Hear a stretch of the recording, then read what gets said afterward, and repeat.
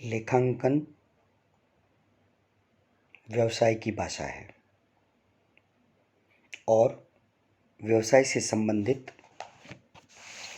सूचना वित्तीय विवरणों के माध्यम से व्यवसाय से संबंधित विभिन्न पक्षकारों को प्रदान की जाती है। वित्तीय विवरण सामान्यतः स्वीकृत लेखांकन सिद्धांतों generally accepted accounting principles (GAAP) के अनुसार तैयार किए जाने चाहिए, क्योंकि यदि प्रत्येक व्यवसाय लेखांकन पुस्तकें रखने में एवं वित्तीय विवरणों के प्रस्तुतिकरण में अपने स्वयं निर्मित सिद्धांतों को काम में ले तो इन सूचनाओं के उपयोगकर्ताओं के बीच गलतफहमी उत्पन्न हो सकती है। ऐसे वित्तीय विवरण इनके उपयोगकर्ताओं को स्वीकार्य नहीं होंगे, क्योंकि इनको समझने के लिए पहले इन विवरणों को तैयार करने में प्रयुक्त सिद्धांतों को जानना होगा। इसके अतिरिक्त सामान्य स्वीकृत लेखांकन सिद्धांतों का पालन किए बिना तैयार किए गए वित्तीय विवरण अंतर अवधि एवं अंतर फर्म तुलना inter firm and inter period के लिए अनुपयुक्त होंगे। अतः इन वित्तीय विवरणों द्वारा दी गई सूचना का अभिप्राय सभी संबंधित पक्षों के लिए एक जैसा ही हो सके, इसके लिए विश्व भर के लेखापालों ने कुछ ऐसे नियम, पद्धतियाँ व परंपराएं विकसित की है जो अच्छी लेखाविधि के सिद्धांत व व्यवहार में पेशेवरों के सर्वमान्य विचारों का प्रतिनिधित्व करती है, जिन्हें सामान्य स्वीकृत लेखांकन सिद्धांत के रूप में जाना जाता है। लेखांकन सूचनाओं में विश्वसनीयता एवं सर्वमान्य परिणाम एवं निर्णय उसी समय दिए जा सकते हैं, जबकि लेखांकन के ये सामान्यतः स्वीकृत सिद्धांत व प्रथाओं का समुचित रूप से पालन किया जाता हो तथा परिणाम एवं निष्कर्ष ऐसे सिद्धांतों एवं प्रथाओं के अनुसार निकाले जाएं। लेखांकन के सिद्धांत जिन आधारभूत अवधारणाओं या स्वयं सिद्धियों, परंपराओं एवं मान्यताओं के आधार पर विकसित हुए हैं, वे प्रमुख रूप से दो भागों में विभाजित किए जा सकते हैं। लेखांकन अवधारणाएं या जिन्हें स्वयं सिद्धियां भी कहा जाता है, अकाउंटिंग कंसेप्ट्स और पोस्ट्यूलेट्स, तथा दूसरा लेखांकन परंपराएं या प्रथाएं। हम व्याख्यान के इस भाग में लेखांकन अवधारणाओं या स्वयं सिद्धियों, अकाउंटिंग कंसेप्ट्स और पोस्ट्यूलेट्स के बारे में बात करेंगे। कौन कौन सी लेखांकन अवधारणाएं हैं और उनमें से कुछ के बारे में इस व्याख्यान में बात करने की कोशिश करेंगे। मैं डॉक्टर अरुण कुमार जैन, सह आचार्य MBR राजकीय महाविद्यालय बालोतरा।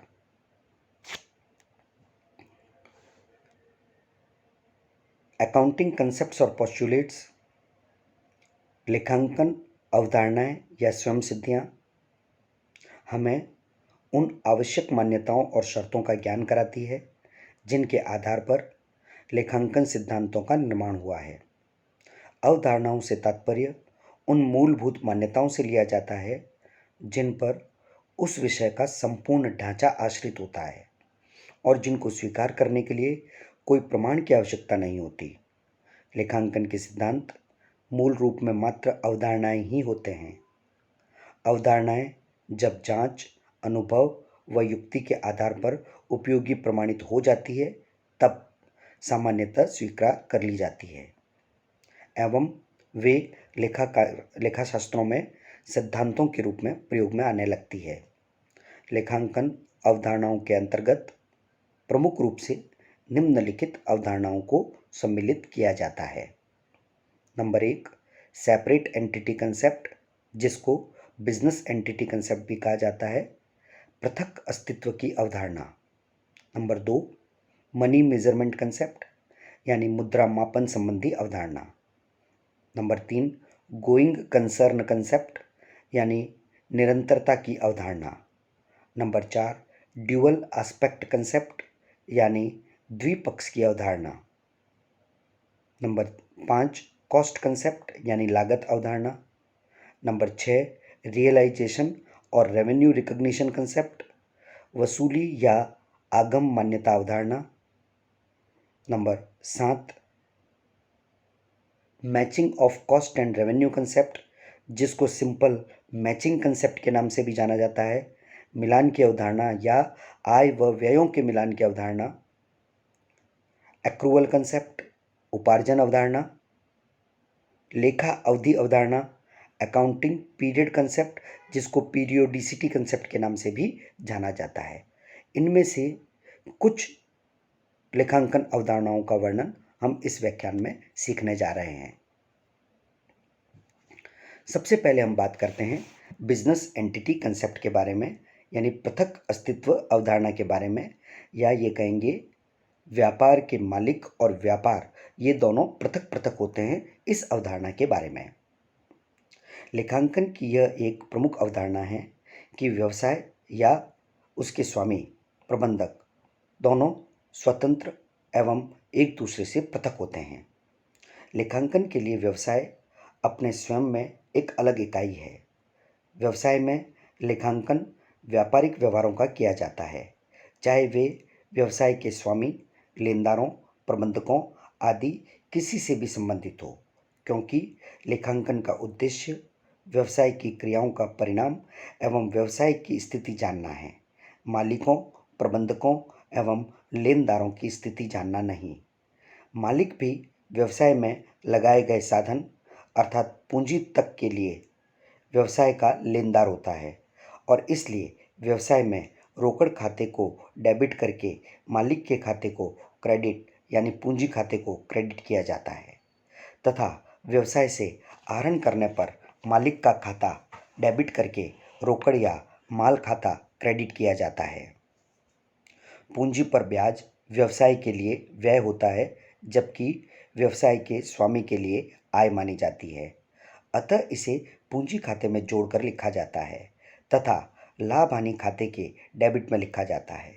यदि लेखांकन में यह अवधारणा नहीं होती तो व्यवसाय के स्वामी के निजी व्यय व आय व्यवसाय के व्यय व आयों में सम्मिलित हो जाते, तो इससे व्यवसाय की आय का सही निर्धारण करना संभव नहीं हो पाता।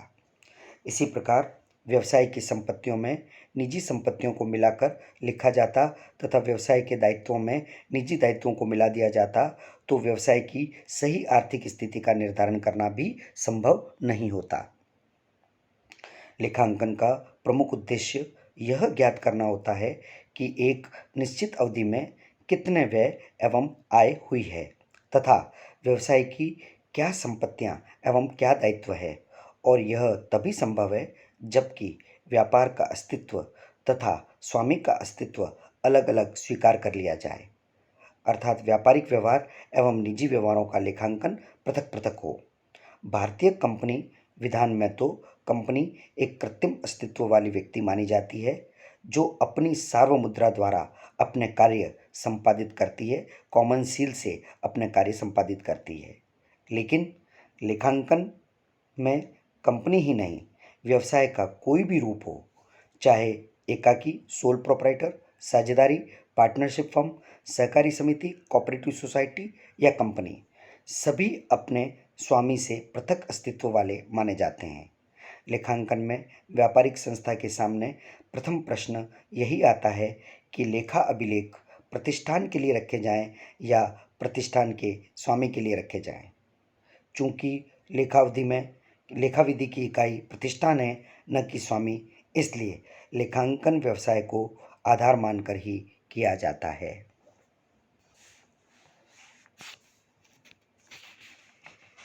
नंबर 2, मनी मेजरमेंट कंसेप्ट, मुद्रा माप की अवधारणा।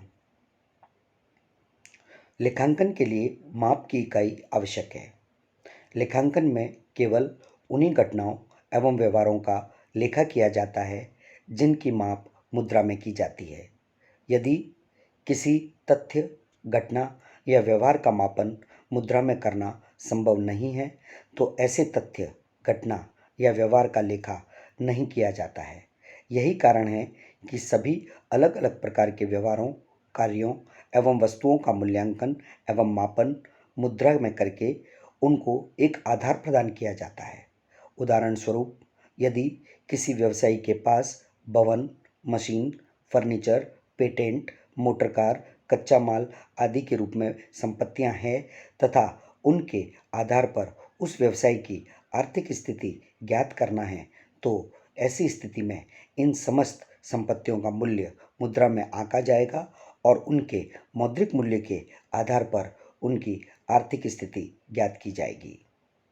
व्यवसाय से संबंधित जिन घटनाओं की माप मुद्रा में नहीं हो सकती, उनका न तो लेखा किया जाता है और न ही उनको व्यवसाय से संबंधित प्रतिवेदन में सम्मिलित किया जाता है।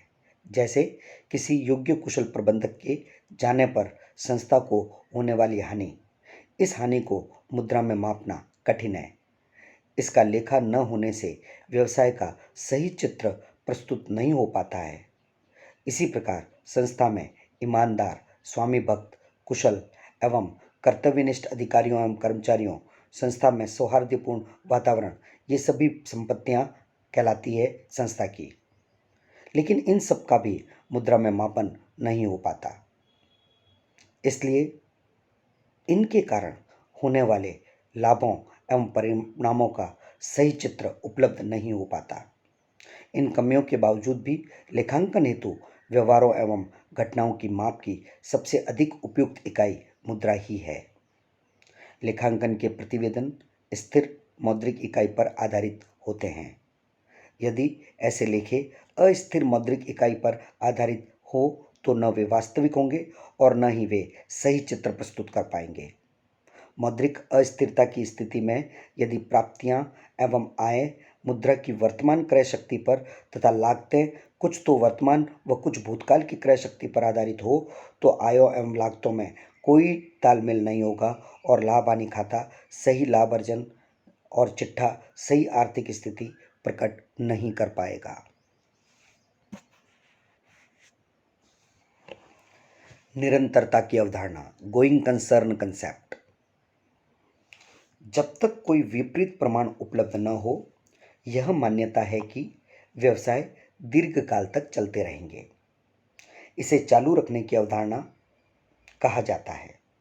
अर्थात सामान्यतः यह मान्यता है कि संस्था निरंतर चलती रहेगी, बंद नहीं होगी, जब तक कि कोई कारण विपरीत स्थिति प्रकट न करे। लेखांकन के अनेक महत्वपूर्ण नियम व सिद्धांत इसी अवधारणा पर आधारित है। उदाहरण के लिए, किसी संपत्ति के वार्षिक ह्रास के लिए यह मान लिया जाता है कि व्यापार दीर्घकाल एवं निरंतर चलता रहेगा।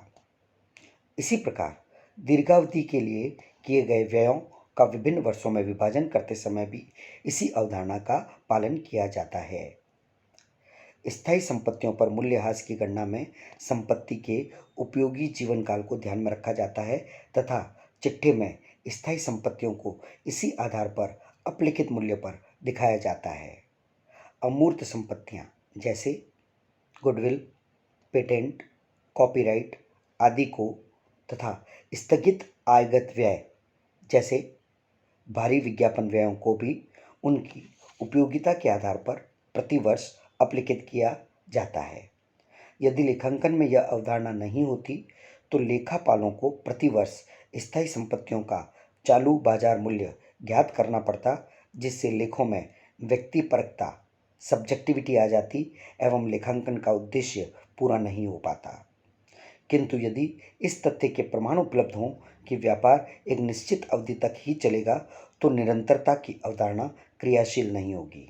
लेखांकन उस निर्धारित अवधि को ध्यान में रखते हुए ही किया जाएगा तथा व्यापार के लेखों के इस गुण को वित्तीय विवरणों आदि से स्पष्ट कर दिया जाता है। यद्यपि यह मानकर चला जाता है कि व्यवसाय दीर्घकाल तक चलता रहेगा, फिर भी लेखा विवरण या प्रतिवेदन सामयिक आधार पर तैयार किए जाते हैं।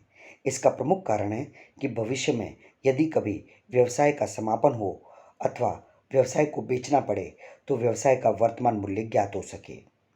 इसके अतिरिक्त व्यावसायिक क्रियाएं एवं व्यवहार किसी समय विशेष, सामान्यतः 1 वर्ष से संबंधित होते हैं, अतः यह आवश्यक है कि लेखे उस समय विशेष से संबंधित हो।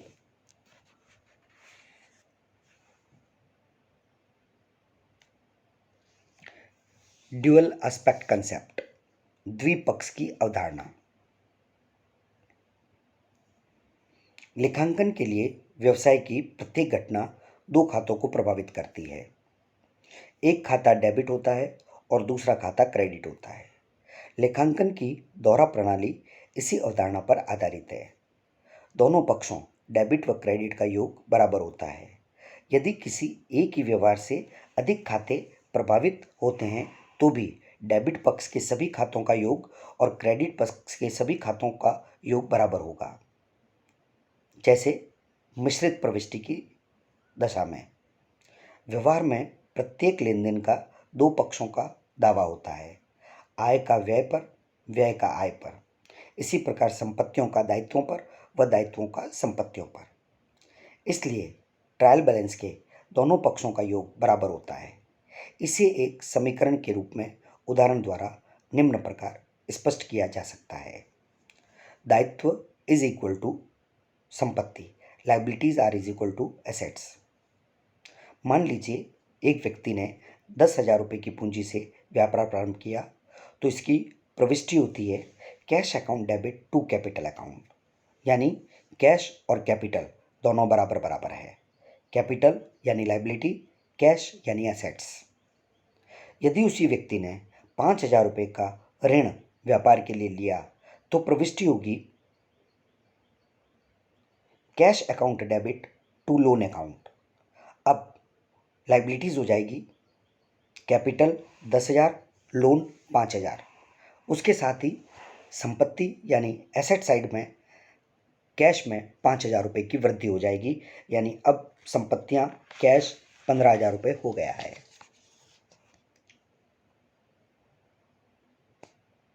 पृथक व्यवसाय की अवधारणा जो हम पहले से डिस्कस कर चुके हैं के अनुसार उस व्यक्ति की पूंजी भी व्यवसाय के लिए दायित्व है।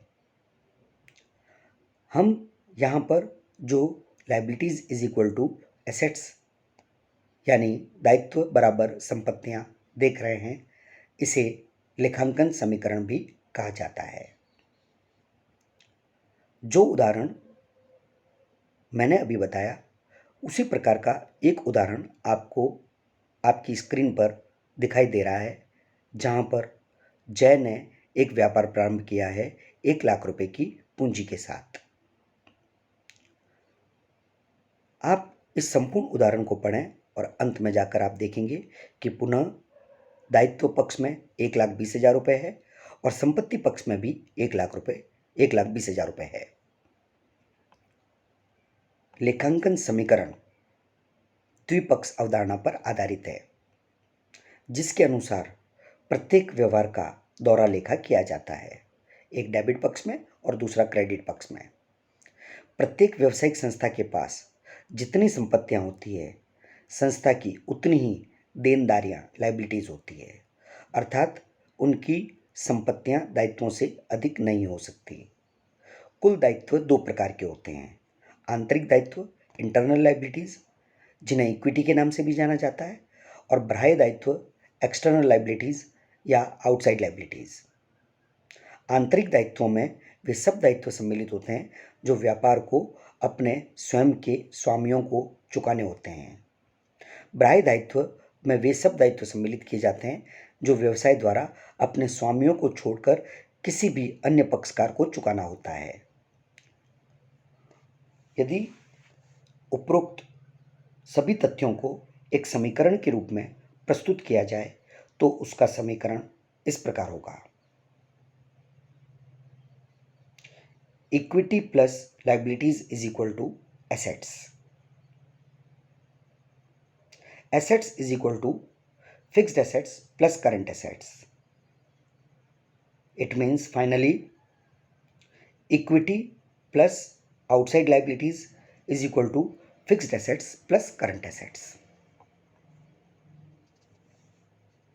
अगली अवधारणा जिसके बारे में हम बात करेंगे वो है कॉस्ट कंसेप्ट, लागत की अवधारणा। व्यवसाय की कंटिन्यूटी, निरंतरता की अवधारणा पर आधारित लागत की अवधारणा इस तथ्य की ओर संकेत करती है कि संपत्तियों को उन मूल्यों पर दिखाया जाए जिन पर उन्हें क्रय किया गया है। जब संपत्ति को लागत मूल्य पर दर्ज किया जाता है तो संपत्ति के वास्तविक मूल्य में परिवर्तन को सामान्यतः लेखा पुस्तकों में दर्ज नहीं किया जाता। उदाहरण के लिए, यदि एक प्लॉट 50,000 रुपये में खरीदा गया, जिसको अंतिम खाते बनाते समय यदि बाजार मूल्य 40,000 रुपये हो जाए या 70,000 रुपये हो जाए तो भी बाजार मूल्य को ध्यान में नहीं रखा जाएगा और पुस्तकों में उसकी प्रविष्टि 50,000 रुपये पर की जाएगी, उसका बैलेंस 50,000 रुपये पर निकाला जाएगा और बैलेंस शीट में उसे 50,000 रुपये पर ही दिखाया जाएगा। इस प्रकार लागत अवधारणा के आधार पर चिट्ठा जब तैयार किया जाता है, संपत्ति कितने में बिक सकती है इस बात को ध्यान में नहीं रखा जाता। लागत अवधारणा का यह आशय नहीं है कि संपत्तियां हमेशा ही लागत पर ही चिट्ठे में बताई जाएगी। जिन स्थायी संपत्तियों पर डेप्रिसिएशन लगाया जाता है, उन संपत्तियों की लागत प्रति वर्ष मूल्यह्रास घटाकर अपलिखित मूल्य या पुस्तक मूल्य पर चिट्ठे में दिखाई जाएगी। तरल संपत्तियां जैसे कैश, डेटर्स आदि की स्थिति में पुस्तक मूल्य और चालू बाजार मूल्य में कोई अंतर नहीं होता है। स्थायी संपत्तियों को लागत मूल्य अवधारणा के आधार पर चिट्ठे में बतलाने से चिट्ठा सही आर्थिक स्थिति का दर्शन नहीं करा पाता, क्योंकि मुद्रास्फीति, इन्फ्लेशन, बढ़ते हुए मूल्यों के युग में खरीदी गई संपत्ति के वास्तविक मूल्य में कालांतर में काफ़ी वृद्धि हो जाती है। विनियोगकर्ता के दृष्टिकोण से भी यह अवधारणा भ्रामक है, क्योंकि यह व्यवसाय के वर्तमान मूल्य के बारे में रुचि रखने वालों के लिए उपयोगी नहीं होती। प्रत्येक विनियोगकर्ता संपत्तियों के वर्तमान मूल्य से संदर्भ रखता है, न कि संपत्तियों के ऐतिहासिक मूल्यों से। इसलिए अंशों के मूल्यांकन में संपत्तियों के वर्तमान बाजार मूल्य को ध्यान में रखा जाता है। अतः व्यवहारिक दृष्टि से जब संपत्तियों के मूल्यों में भविष्य में परिवर्तन होने की पूर्ण संभावना हो तथा उनके प्रतिस्थापन पर अधिक मूल्य दिया जाना हो तो क्रय मूल्य या मूल लागत पर संपत्तियों को दिखलाना न्याय संगत नहीं माना जा सकता। ऐसी स्थिति में लेखांकन करते समय भूत, वर्तमान व भविष्य तीनों ही कालों में मूल्यों को ध्यान में रखना आवश्यक होगा। लागत अवधारणा में उपयुक्त कमियां होते हुए भी लेखापाल अन्य की तुलना में इस अवधारणा को कई कारणों से प्राथमिकता देते हैं। चालू मूल्य या बाजार मूल्य या वसूली मूल्य विचारधारा में बहुत अधिक व्यक्तिपरकता, सब्जेक्टिविटी यानी व्यक्तियों के विचार से प्रभावित होती है। स्थायी संपत्तियां उत्पादन कार्य में प्रयुक्त करने के लिए खरीदी जाती है, बेचने के लिए नहीं। अतः उनके बिक्री मूल्य को ध्यान में रखना आवश्यक नहीं है। किसी भी व्यावसायिक संस्था के लिए प्रतिवर्ष संपत्तियों का बाजार मूल्य ज्ञात करना एक कठिन एवं दुष्कर कार्य है जो केवल समय बर्बाद करता है। लागत अवधारणा में वस्तुपरकता, ऑब्जेक्टिविटी एवं प्रमाणनीयता, वेरिफिकेबिलिटी का गुण है, जबकि दूसरी विचारधाराओं में इनकी कमी है। अतः लागत की अवधारणा को एक महत्वपूर्ण स्थान मिला हुआ है। धन्यवाद।